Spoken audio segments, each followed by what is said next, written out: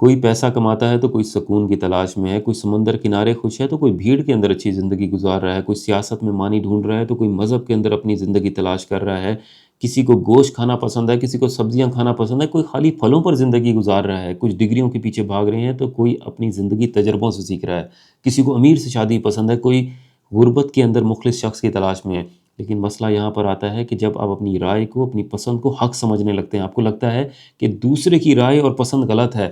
اتنی سی محدود سی دنیا میں محدود سے علم کے ساتھ آپ مجھے بتائیں گے کہ بہتر کیا ہے، غلط کیا ہے؟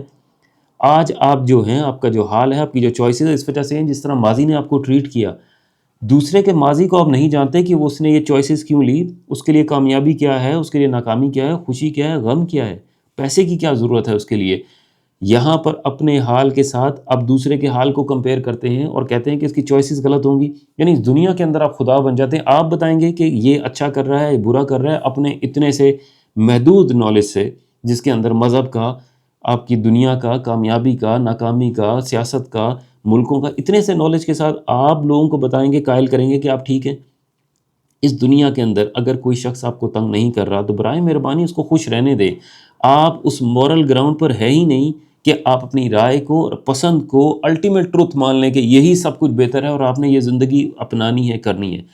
اس دنیا کے اندر نہ شاید مجھے مکمل سچ کا پتہ ہے، نہ آپ کو پتہ ہے، لیکن آپ زندگی کو تب خراب کرتے ہیں جب آپ دوسروں کی زندگی کے اندر بتاتے ہیں کہ آپ صحیح ہیں، وہ غلط ہے، آپ کی رائے، آپ کی پسند ہی حق ہے، اور وہ جو اپنی زندگی میں کر رہا ہے اس کی کوئی اکت نہیں ہے۔